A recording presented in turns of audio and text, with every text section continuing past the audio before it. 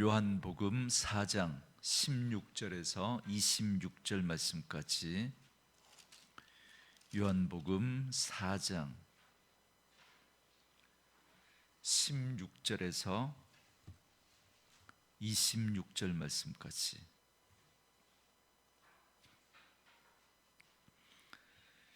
우리 말씀 찾으셨으면 한 목소리로 16절부터 같이 읽습니다. 이르시되 가서 네 남편을 불러오라. 여자가 대답하여 이르되 나는 남편이 없나이다. 예수께서 이르시되 네가 남편이 없다 하는 말이 옳도다. 너에게 남편 5이 있었고 지금 있는 자도 네 남편이 아니니 네 말이 참되도다. 여자가 이르되 주여 내가 보니 선지자로소이다. 우리 조상들은 이 산에서 예배하였는데 당신들의 말은 예배할 곳이 예루살렘에 있다 하더이다. 예수께서 이르시되 여자여 내 말을 믿으라. 이 산에서도 말고 예루살렘에서도 말고 너희가 아버지께 예배할 때가 이르리라. 너희는 알지 못하는 것을 예배하고 우리는 아는 것을 예배하노니 이는 구원이 유대인에게서 남이라. 아버지께 참되게 예배하는 자들은 영과 진리로 예배할 때가 오나니 곧 이때라. 아버지께서는 자기에게 이렇게 예배하는 자들을 찾으시느니라. 하나님은 영이시니 예배하는 자가 영과 진리로 예배할지니라. 여자가 이르되 메시아 곧 그리스도라 하는 이가 오실 줄을 내가 아노니 그가 오시면 모든 것을 우리에게 알려주시리이다. 예수께서 이르시되 네게 말하는 내가 그라 하시니라. 아멘. 네, 좌우에 계신 분들과 이렇게 한번 인사하겠습니다. 하나님의 말씀을 아멘으로 받읍시다. 하나님의 말씀을 아멘으로 받읍시다. 할렐루야. 아멘. 오늘 이 새벽에는 저희가 요한복음 4장의 말씀을 잠시 나누고 기도하는 시간 가지려고 하는데요, 설교 제목을 예수님의 7가지 사역 세 번째 시간으로 만져주심 이렇게 잡았습니다. 이번 특별 새벽 기도회 기간에 저희가 예수님의 7가지 사역을 나누고 있는데요, 예수님께서 이 땅에 오셔서 가장 첫 번째 하신 사역이 낮아지시는 일이었습니다. 친히 하나님이셨던 그분이 하나님과 동등됨을 취할 것으로 여기지 아니하시고 자기를 낮추셔서 종의 형상을 가져 피조물 우리 사람의 몸으로 이 땅에 오셨습니다. 그분이 낮아지신 이 낮아지심이 예수님의 고난의 첫 번째 부분입니다. 여러분, 정말 우리가 믿음 생활하면서 이 예수님의 낮아지심 이 부분을 우리가 깊이 묵상할 필요가 있습니다. 그러면서 제가 말씀드렸던 건 믿음은 태도의 문제다 말씀드렸죠.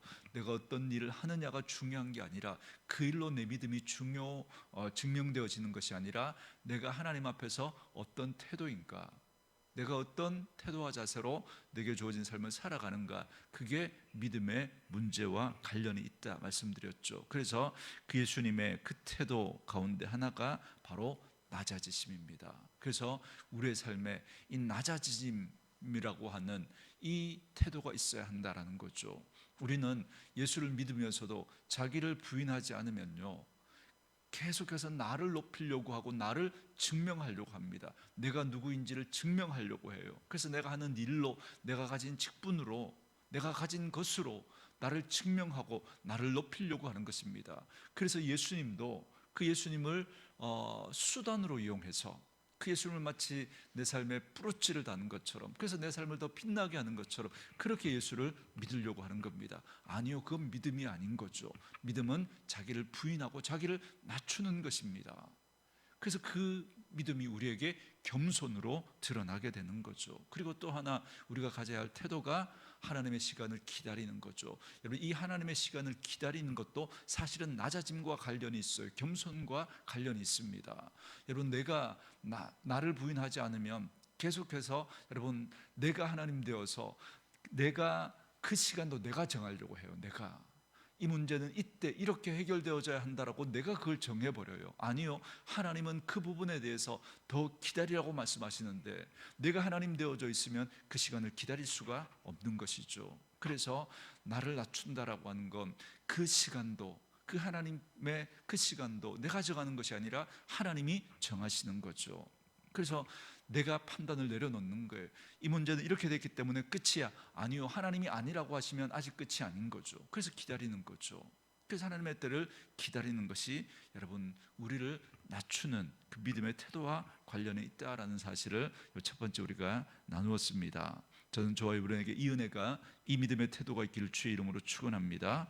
그리고 두 번째로 어제 나눴던 예수님의 사역은 치유하심이었습니다. 예수님이 이 땅에 오셔서 병든 자들을 고쳐주셨죠. 근데 여러분 오늘 우리들은 약으로 그리고 의사의 손길을 통해서 또 수술을 받고 그렇게 병을 고칠 수 있습니다. 그러나 이것도 하나님이 주신 은사고 하나님의 은혜다라는 사실을 여러분 잊지 마셔야 됩니다. 그래서 약을 사용하거나 혹은 의사 선생님에게 우리를 맡기거나 수술하는 거 이거 믿음 없는 것으로 생각하고 그걸 거부하는 사람들이 있습니다. 아니요, 그러시면 안 됩니다. 그건 하나님께서 저희들에게 주신 이성을 통해서 하나님이 그걸 사용해서 하나님이 의사분들 또 의학에 종사하시는 여러분들이 약을 개발하고 또 새로운 어떤 수술 방법이나 그런 것들을 개발해서 그 부분들을 하나님께서 우리에게 그 약이나 수술이나 또 의사 선생님의 진료를 통해서 우리가 고침받는 이것도 하나님의 일반 은총에 들어가는 것입니다.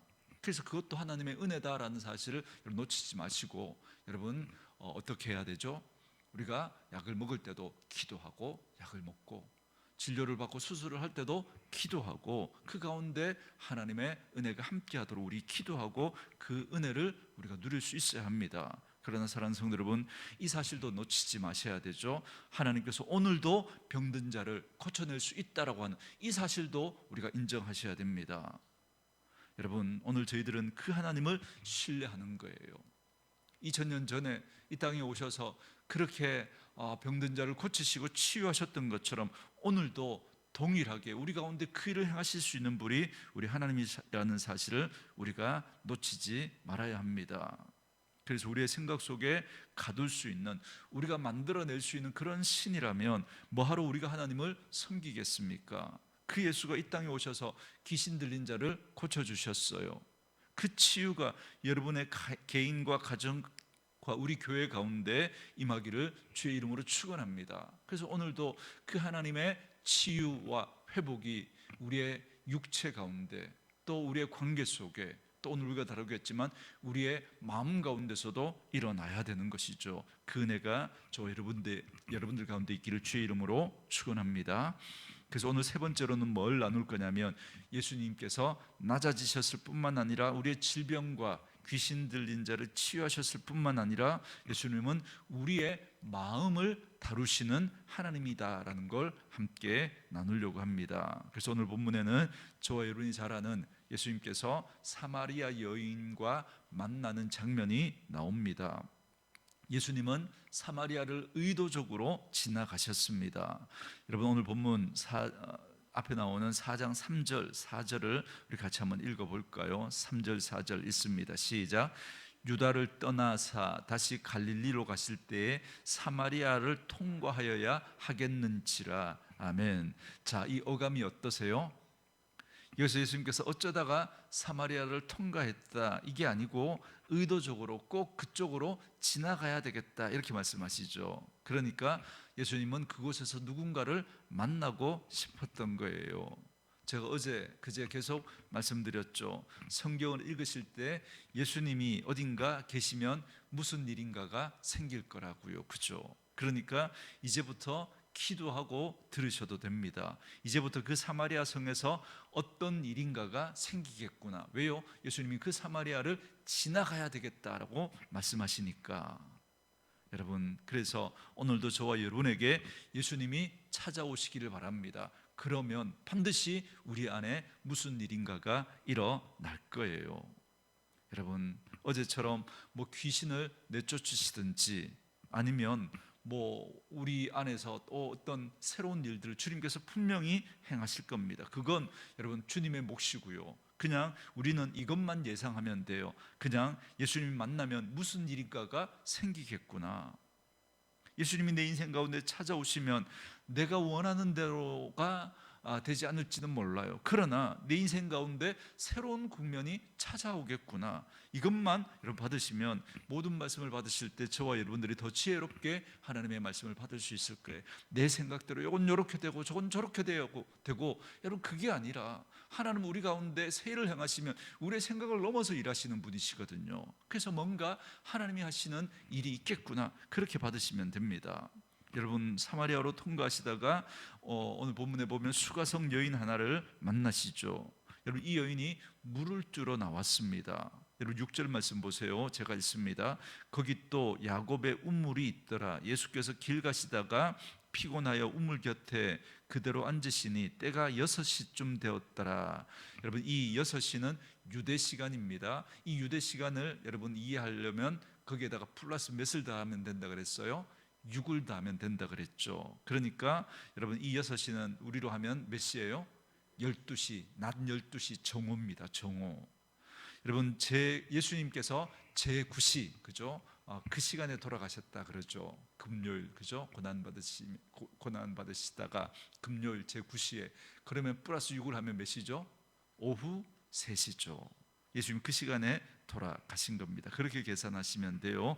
그러니까 유대 지방, 팔레스타인 지방에서 낮 12시에 물을 뜨러 나왔다라는 건 이건 여러분 이상한 일입니다.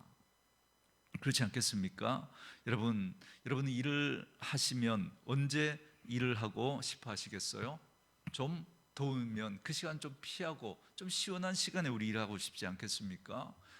그런데 이 팔레스타인 이제 워낙 뜨거우니까 그 시간에는 아예 일을 하지 않습니다. 아예 거리에 나가지 않습니다. 그 시간은 그냥 쉬는 시간, 잠자는 그런 시간으로 그렇게 보내는 겁니다. 그런데 그 시간에 이 여인이 물을 뜨러 나왔다는 거예요. 왜요? 예수님은 그 여인이 그 시간에 물을 뜨러 나올 줄 알고 의도적으로 그 시간에 그 사마리아 수가성 우물 곁에 예수님 가신 겁니다. 그리고 나서 저와 여러분이 얼핏 보기에는 이해가 어려운 얘기들을 나누십니다. 저는 이 본문을 처음 들으면서 무슨 대화가 이런 생각이 들었습니다. 무슨 선문답 같은 거예요. 본인들만 알고 있는 그런 수준의 이야기를 하고 있는 겁니다. 왜냐하면 여러분, 사마리아 지역은 아래 이 유대 지역과 이 북쪽 갈릴리 중간에 위치한 지역이 이 사마리아입니다. 이 사마리아 위쪽에 북쪽 갈릴리 지역이 있고요, 또 이 아래 유대 지역이 있습니다. 그래서 이 유대 지역에 있는 사람들이 북쪽 갈릴리로 가려면 이 유대를 통과해야 되는데, 그런데 이 유대 사람들은, 그죠? 이 갈릴리, 이 사마리아 사람들을 상종하고 싶지 않아 했습니다. 왜냐하면 여러분, 북쪽 이스라엘이 이렇게 아수르에 의해서 이렇게 멸망할 때 아수르가 썼던 정책이 뭐였다고요? 혼혈 정책이었죠. 민족성을 아예 뿌리를 뽑아버리려고 했어요. 그래서 다른 나라에서 이렇게 사로잡아 온 포로들을 이 유대 지역에 흩어버립니다. 그리고 그 북이스라엘 그 땅에 살고 있던 사람들 중에 똑똑한 사람들을 다 뽑아서 자기가 정복한 다른 나라에 또 다 흩어버립니다. 그래서 피를 섞어버리면 어떻게 돼요? 민족성이 사라지겠죠. 그러면 독립에 대한 그런 의지들이 생기지 못할 거니까, 그렇게 해서 생겨난 사람들이 사마리아 사람들입니다. 그래서 이 사람들은 이렇게 남쪽에서 북쪽으로 가고 북쪽에서 남쪽으로 갈 때 의도적으로 사마리아를 피해서 요단을 건너서, 그죠? 그 요단 동편으로 해서 돌아가지고 또다시 요단을 건너서 그렇게 지나가고 그렇게 했단 말이죠. 그만큼 사람 취급도 하지 않고 아주 이렇게 개처럼 그렇게 취급을 해버렸습니다. 그래서 유대 문헌에 보면 이 사마리아 사람들 그리고 또 뭐 이방인들 이런 사람들을 그죠? 아주 뭐 이렇게 개처럼 취급하는 그런 이야기들이 굉장히 많이 나옵니다. 그래서 그런데 예수님은 그런 상황인데도 의도적으로 그 사마리아를 지나가시는 거예요. 그런데 유대 사람들은 사마리아 사람들하고 말도 섞지 않는데, 그런데 예수님은 그 지역을 일부러 통과하시고 거기서 그 여인을 만나시고 물을 달라고 하는 거예요. 그래서 그 대화를 나누는 중인데, 그러면 나누시면서 아주 의미심장한 말씀을 하십니다. 한 구절 더 읽을게요. 여러분 14절 말씀 우리 같이 한번 읽어볼까요? 14절 읽습니다. 시작. 내가 주는 물을 마시는 자는 영원히 목마르지 아니하리니 내가 주는 물은 그 속에서 영생하도록 솟아나는 샘물이 되리라. 15절도 있습니다. 여자가 이르되 주여 그런 물을 내게 주사 목마르지 않고 또 여기 물길로 나오지도 않게 하옵소서. 여러분 물은 예수님이 달라고 해놓고 나중에 이야기가 어떻게 바뀌었느냐 하면 도리어 이 여인이 예수님에게 물을 구하는 그런 내용으로 바뀝니다. 그러니까 예수님은 지금 이 육체의 갈증을 약간 해소하시려고 이 여인에게 대화를 시작하셨지만 사실 이 여인은 육체의 갈증이 아니라 마음의 갈증이 있었던 여인이었던 거예요. 그래서 남들은 오지 않는 그 시간에 물을 주러 나왔던 겁니다. 저는 이 본문을 읽어가면서 그런 생각이 드는 거예요.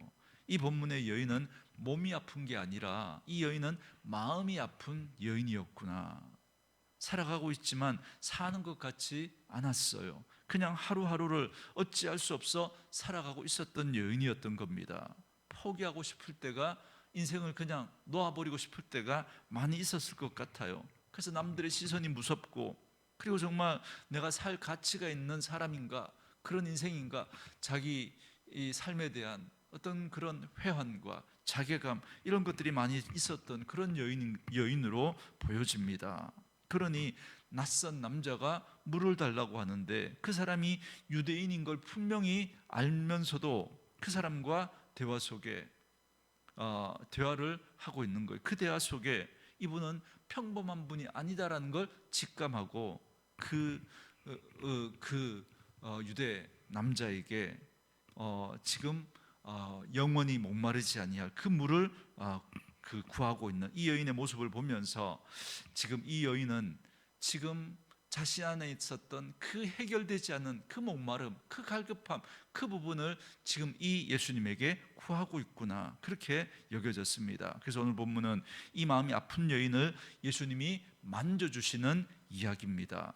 근데 오늘 제가 여러분들에게 나누고 싶은 말씀은 이겁니다. 어떻게 예수님이 그 마음을 만질 수 있었을까?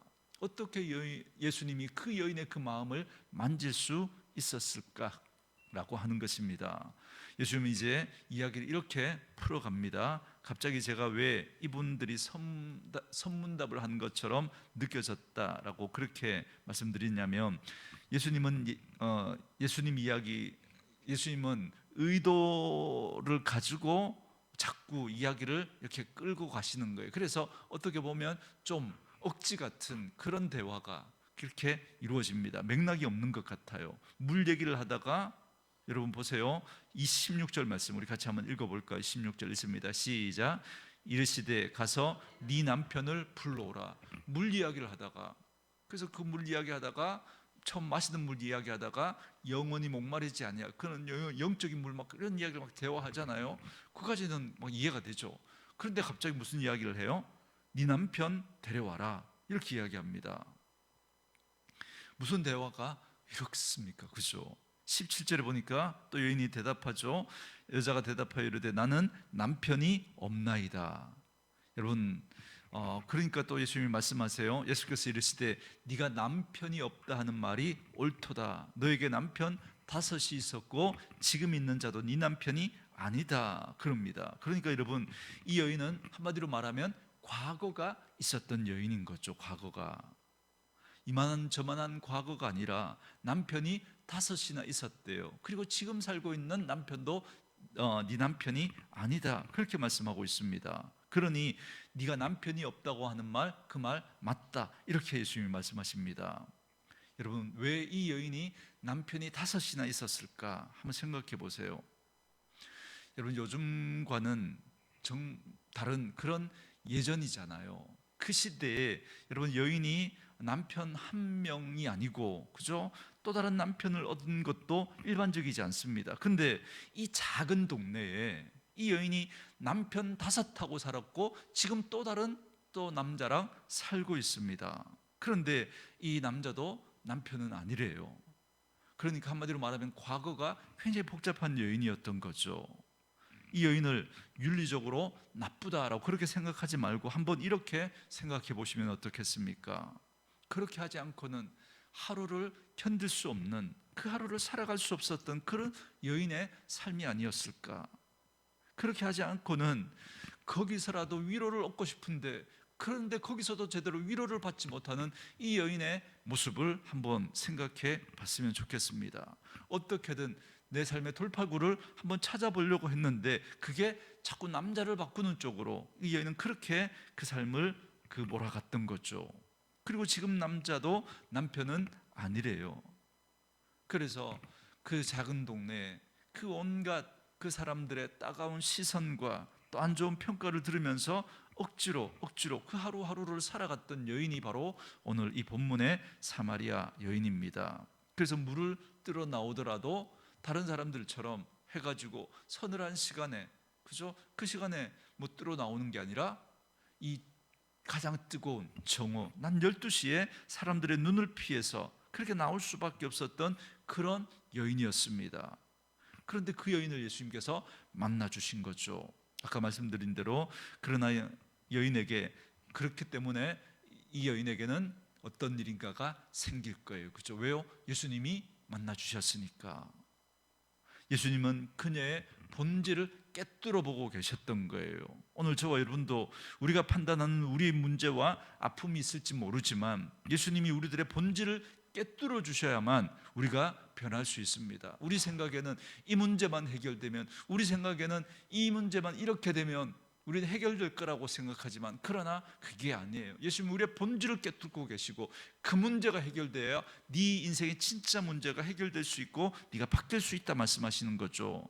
여러분, 의사에게 나온 사람이 진짜 큰 질병은 자기 안에 있는데 그건 자꾸, 그죠? 숨기고 그건 이야기하지 않고 자꾸 겉에 보이는 이 부분만 이야기하고 또 의사도 그 부분만 여러분 다룬다고 하면 여러분 제대로 된 치료가 일어날 수 없잖아요. 오늘 왜 예수님은 굳이 이 여인에게 남편 얘기를 꺼냈을까? 이게 그 여인의 진짜 문제를 이렇게 꿰뚫고 들어갈 수 있는 그 포인트였기 때문에, 그래서 예수님께서 의도적으로 그 문제를 지금 다루고 계신 겁니다. 여러분, 그렇기 때문에 거꾸로 생각해 보면 여러분 이렇게 생각하면 됩니다.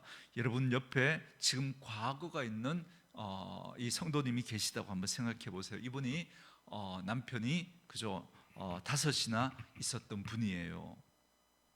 그리고 지금도 또 다른 분과 살아가고 있습니다. 그렇다면 그런 분이 이러한 걸 여러분 알고는 있어요. 이분도 뭐 굳이 드러내기 있지는 않겠지만 여러분들이 알게 됐어요. 그러면 이분과 이야기하면서 관계 깨뜨리지 않으려면 절대 무슨 이야기는 꺼내면 안 돼요.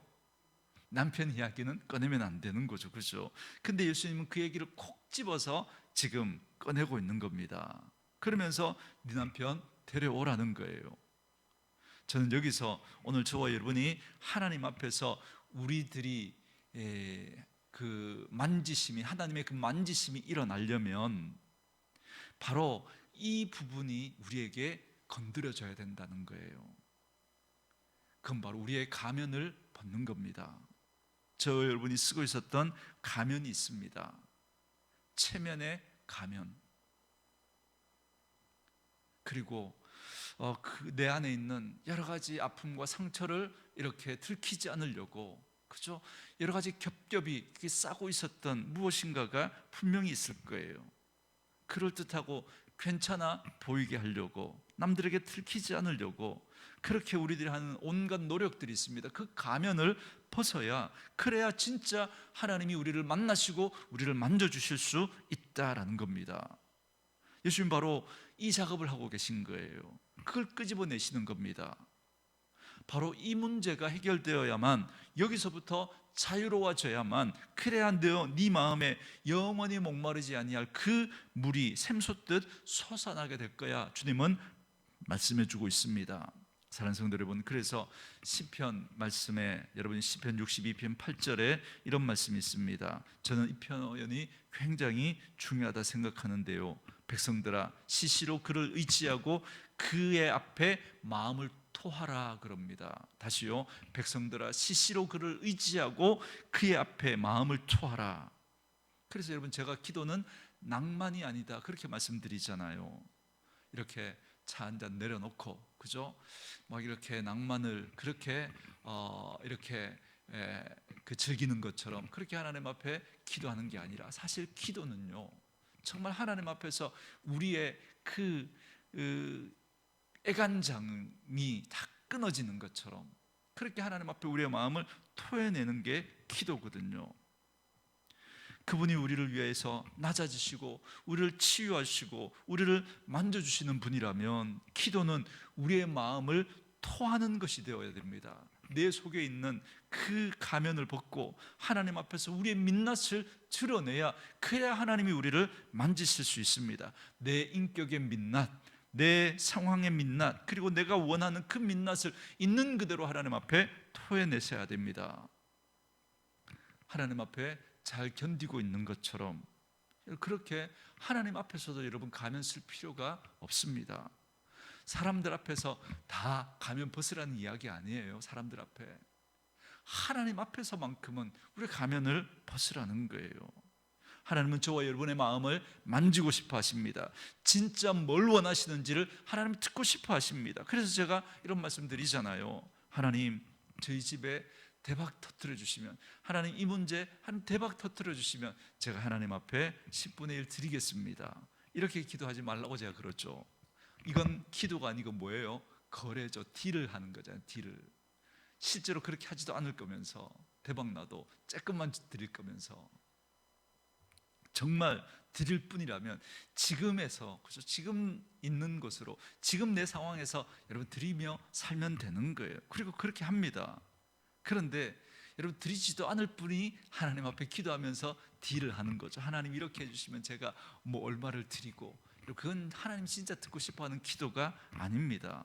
그냥 하나님 앞에서 왜 대박이 터졌으면 좋겠는지, 여러분의 진짜 그 마음의 본질을 그냥 하나님 앞에 드리고 이렇게 기도하시면 돼요. 하나님, 나도 좀 떵떵거리고 살고 싶습니다. 이제 돈 때문에 그렇게 그만 좀 마음 쓰며 살았으면 좋겠습니다. 그게 본질이면 여러분 그 얘기를 하면 되시는 거예요. 그냥. 그래야 하나님이 우리의 상황을 바꾸시든지 아니면 우리의 마음을 만지시든지, 여러분 그렇게 하나님이 하실 수가 있는 거예요. 우리의 본질은 드러내지 않고 하나님 앞에 자꾸 정답만 가지고 나아가려고 하니까 하나님은 그 정답을 들으시려고 하시는 게 아니란 말이죠. 우리 아들 하나님 앞에 드립니다. 그러면서, 그죠? 이 아들 뭐 이렇게 또 그 다음 그렇게 하고는 뒤를 치려고 하잖아요. 그렇게 하지 마시고, 하나님, 제 아이도 번듯하게 사는 거 보고 싶습니다. 그렇게 여러분의 진짜 마음을 토해내죠. 그래야 하나님이 마음을 만지시고 그 상황도 바꾸실 수가 있는 거예요. 그런데 우리는 너무나 자꾸 정답을 가지고 가려고 그래요. 아니라니까요. 우리는 이 하나님 앞에, 여러분, 정답이 아니에요. 우리의 존재 자체가 정답이 아니에요. 우리는 예수님을 닮아가는 게 목적이 아니라 예수님을 닮아야 한다고 거듭거듭 말씀드리죠. 그분이 내 마음에 들어오시니까 내 진짜가 보이기 시작하는 거예요. 내 진짜를 하나님 앞에 드리기 시작할 때 하나님이 우리를 만지실 수가 있는 거예요. 여러분, 우리가 하나님 앞에 그 일을 하셔야 됩니다. 저는 오늘 이 시간에 저와 여러분을 덮고 있는 그 가면이 벗겨지기를 주의 이름으로 축원합니다. 그냥 아버지 하나님 앞에서 내 존재를 그냥 있는 그대로 다 토해내는 거예요. 용서하지도 못할 거면서 하나님 앞에서 막 용서하게 해달라고, 여러분 그렇게 막 씨름하지 마시고, 제가 그러잖아요. 하나님 앞에 그 사람 미우면 머리털 다 뽑고 싶다고 있는 그대로 다 토해내라고. 그래야 하나님 우리를 만지세요. 그래야 그 사람 만났을 때 우리가 다르게 대할 수 있다니까요. 근데 마음 토해내지 않고 하나님 앞에서는 정답을 가지고 그 사람 용서할 것처럼 막 그렇게 기도해 놓고는 그 사람 만나면 이 마음이 만져지지 않으니까, 만나면 그 사람 머리털 뽑으려고 하잖아요. 우리가 가면을 벗기고 주님 앞에서 있는 그대로 토해내야, 하나님이 만져야, 그래야 우리가 바뀌고 그 사람 만났을 때 우리 다르게 대할 수가 있는 겁니다. 근데 마음의 문제를 만지심을 받지 못하잖아요. 그러면 여러분 변하지 못해요. 보세요. 오늘 이 여인은 해결된 게 하나도 없죠. 해결된 게 하나도 없잖아요. 상황이 바뀐 게 하나도 없어요. 그런데 이 여인이 예수님을 만났어요. 그 진짜 그 본질을 예수님 건드리시고 그러면서 이 여인의 마음을 예수님이 만져버리고 나니까 이 여인이 다른 모습을 보이기 시작합니다. 자, 이 구절만 한번 보겠어요. 28절 우리 같이 한번 읽어볼게요. 28절 시작. 여자가 물동이를 버려두고 동네로 들어가서 사람들에게 이르되, 아멘. 어떻게 했다고요? 여자가 물동이를 버려두고 어디로 들어갔다고요? 동네 사람들에게로. 사람들을 피해서 그 뜨거운 낮 12시 그 정오에 물을 떠러 왔던 이 여인이 예수님을 만났어요. 상황이 바뀐 게 하나도 없어요. 예수님이 그 마음을 만져버린 거예요. 그리고 나니까 이 여인이 마음이 바뀌니까 삶이 바뀝니다. 그래서 사람들을 피하지 않습니다. 사람들 속으로 들어가서 그 예수를 전하는 거예요. 사랑하는 성도 여러분, 오늘도 우리의 상황이 바뀌어야 될 그 상황들이 우리에게 있겠죠. 이 상황은 이렇게 됐으면 좋겠습니다. 그런 일들이 우리에게 있을 겁니다. 그 전에 오늘 주님 앞에서 저와 여러분의 마음이 만지심을 받고 돌아갈 수 있기를 주의 이름으로 축원합니다. 내 상황은 여전히 그대로 있는데 내 삶에 대한 태도가 바뀌어지게 돼요. 주님을 만나면, 주님이 우리의 마음을 만져버리면. 그래서 우리가 하나님의 마음을 아는 게 중요합니다. 여러분, 잠언 4장 23절 말씀에 보면 무릇 지킬 만한 것보다 더욱 네 마음을 지키라. 이것이 생명의 이것에서 생명의 근원이 나온다. 이렇게 말씀하십니다. 우리가 지킬 게 참 많잖아요. 건강도 지켜야 되고 돈도 지켜야 되고 명예도 지켜야 되고 우리도 우리의 지위도 지켜야 되고 지킬 게 참 많습니다. 그러나 하나님 이렇게 말씀하세요. 무릇 지킬 만한 것보다 더욱 네 마음을 지키라. 여기서 생명의 근원이 난다라고 말합니다. 여러분, 이 마음을 누가 지켜주시느냐 하면 하나님이 지켜주세요. 하나님이. 오늘 이 새벽에 저는 하나님께서 여러분의 마음을 만져주시는 그런 일들이 있기를 주의 이름으로 축원합니다. 그러려면 그분 앞에 우리의 마음을 토해내셔야 돼요. 노출시키셔야 돼요. 여러분의 그 의도를 노출시키십시오. 의도를, 내가 왜 그렇게 하려고 하는지, 여러분의 상황을 노출하십시오. 여러분의 진짜 그 얼굴을 그냥 민낯을 보여드리십시오. 그럴 때 하나님께서 여러분의 마음을 만져주시고 상황과 형편도 살펴주시고 가장 아름다운 그런 결과들을 하나님이 만들어 내실 겁니다. 저는 오늘 이 아침에 그 은혜가 저와 여러분에게 있기를 원하고, 여러분이 믿음의 삶을 살아가면서 그 태도로 정말 하나님 앞에서 그냥 정답을 가지고 나아가려고 하는 게 아니라 있는 모습 그대로. 여러분, 정답을 가지고 우리가 그렇게 하려면 굳이 여러분 예수님 아니어도 되죠. 여러분, 이 시간에 딱 그죠? 이 성경을 덮고 여러분이 한번 정답을 한번 찾아보세요. 여러분, 거짓말하며 살까요? 아니면 진실된 말을 하며 살까요? 진실된 말을 하며 살아야죠. 여러분, 가난하고 어려운 사람 있으면 도와줄까요? 모른 체 하며 살까요? 도와줘야 되겠죠. 여러분, 그 사람 없을 때 뒷담화 해야 될까요? 안 해야 될까요? 안 해야 되죠. 여러분, 우리가 정답은 이미 우리 다 알고 있다니까요. 정답은. 근데 문제는 뭐예요? 그 정답을 알지만 할 수 있는 그 힘이 없는 거예요. 그렇게 살아갈 힘이 없는 거예요. 그래서 우리가 해야 될 건 뭐예요? 예수님을 닮는 거예요.